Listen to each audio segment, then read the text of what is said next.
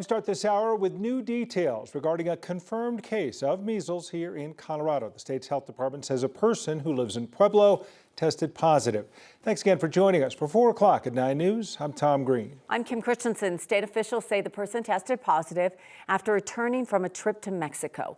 9 News reporter Evan Krugel joins us now. And Evan, the state is worried that more people have been exposed. Kim, it appears that person spent at least 5 days working at a Pueblo deli before getting tested for measles on March 22nd.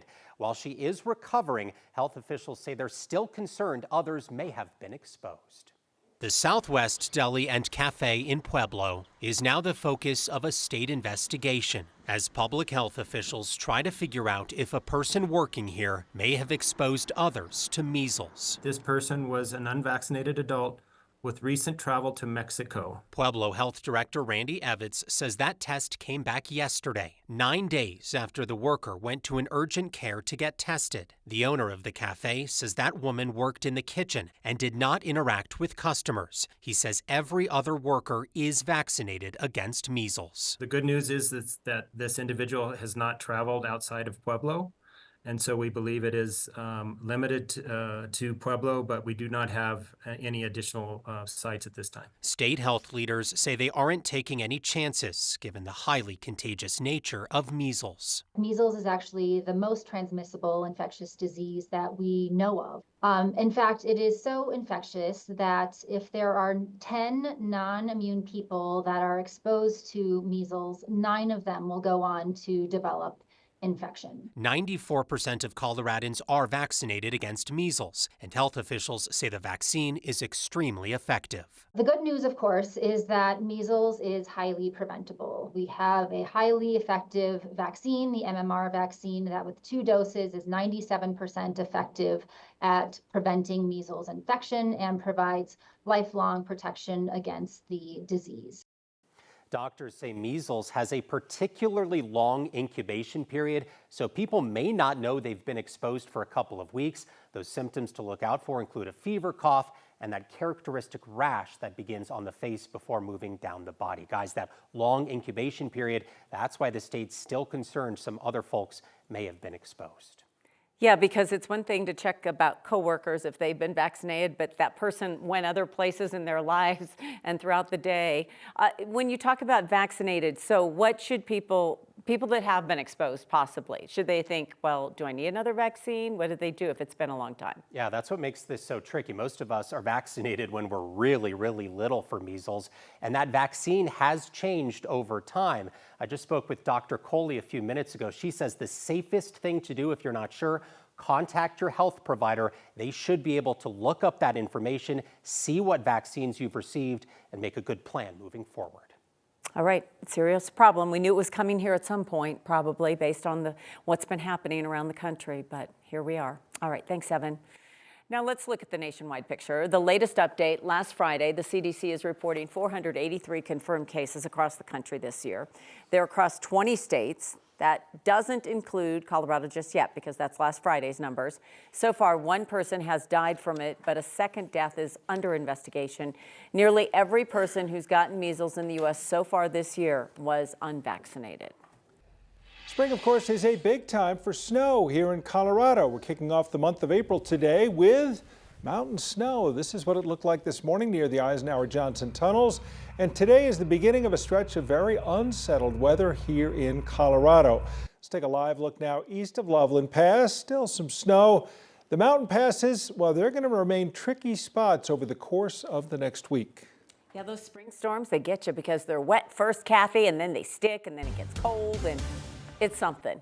Well, and that wide swing in the temperatures, Kim, has really been a problem too, because today we're really concerned about avalanche danger from all of the heavy snow after all the warm weather, and now we've got the cold weather, and then we've got the wind. In Denver, it's actually raining in the city right now. A rumble of thunder is not out of the question. In the mountains, even though we have a lull in the action, you will encounter more moderate snow and wind and difficult travel tonight. Temperatures were really fun to forecast today. Check this out. 49 in Denver, 75 in Lamar, and temperatures in the mountains in the 20s. So definitely an interesting day. Let's talk radar. We've got some good snow coming down in the Colorado high country, but focusing in on the I-25 corridor, we've got rain in downtown Denver, potential for a rumble of thunder as these little cells track toward the northeast. Graupel, those little kind of styrofoam soft hail pellets, that's also possible. So we're seeing these showers move through Denver, Aurora, Arvada, Broomfield, and out to the Fort Morgan area. This will be the trend off and on this evening, and some of you in the western and southern suburbs could see this rain mixed with snow tonight, but all the real snow is up high, and that's where we're going to be counting the snow in inches and maybe even in feet, with over a foot of snow expected by tomorrow morning.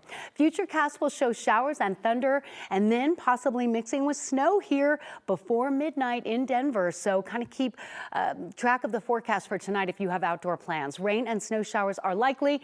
Weather headlines include accumulating snow by the end of the week. We're going to talk all about that coming up. Today, a courtroom in Boulder was filled with tears as witnesses described watching the moment a woman hit a teen cyclist with her car.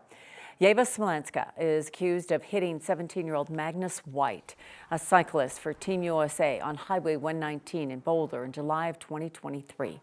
Today, a witness recounted the moment she saw Smolenska's car veer off the shoulder before hitting the teen, sending him flying. In an arrest affidavit, investigators say they believe she fell asleep at the wheel. Her attorney says she was exhausted after a late night of partying and drinking with friends. Officers who responded said they had no evidence to believe she was under the influence at the time of the crash. Her trial, though, is expected to last through the end of the week. There's been breaking national news coming out of Boston this hour, where 4 people were seriously hurt when that box truck slammed into pedestrians. All 4 of them ended up at the hospital. This took place in a pretty busy part of downtown Boston just after noon. There you see the truck flipped over. At this point, Boston PD says this looks to have been an accident. And also in Massachusetts today, the woman accused in the 2022 killing of her boyfriend, who was a veteran Boston police officer, she's back on trial. Karen Reed returned to court this morning for a second trial. The first one ended in a hung jury. The case was recently featured in an ID docuseries. During the first trial, prosecutors alleged that Reed had drunkenly backed her SUV into Officer John O'Keefe. Reed denies the allegations. Her defense team alleges that she was the victim of an elaborate cover-up conspiracy. This trial is now expected to last 10 weeks. Senator Cory Booker from New Jersey is standing where he has stood for the last 23 hours at a podium on the floor of the U.S. Senate. He's been speaking since 7 o'clock last night, Eastern Time. The Democrat has been taking a stand and sending a message about the recent widespread job cuts across the federal government and their impact on our country. Here's a live look at the Senate floor right now. And there he is, Senator Booker, who pledged to stand as long as he can to get his point across. He's been fairly energetic and animated the whole time. Actually still has his voice. He's taken brief breaks, though, and various colleagues have stepped up to talk as well. Booker has not only discussed why agencies should not be cut, but the impacts of other actions that the president has taken. If someone is willing to violate the Constitution, for some, it endangers the constitutional rights for us all. Do not think this is, those people. If they are violating rights of some, it is a threat to the rights of all. So far, he has given the third longest speech by a senator. Senator Strom Thurmond gave the longest speech in 1957, speaking for 24 hours and 18 minutes against the Civil Rights Act. The economy is bracing for the rollout of aggressive tariffs tomorrow. Ford says car buyers flooded its dealerships last month to snatch up cars ahead of that threat of higher prices. Ford reports sales in March increased 10%. That's a bounce from the 1.3% decline in the first quarter overall. A 25% tariff on all cars imported from foreign countries is expected to begin Thursday, and that includes Canada and Mexico. Most Ford vehicles are made in U.S. plants, so they won't immediately be subject to the tariffs, but some of its hot sellers are vehicles made outside of the U.S. And Canada's anger with tariffs is being seen in Cleveland. These anti-tariff messages are along highways across the Cleveland area.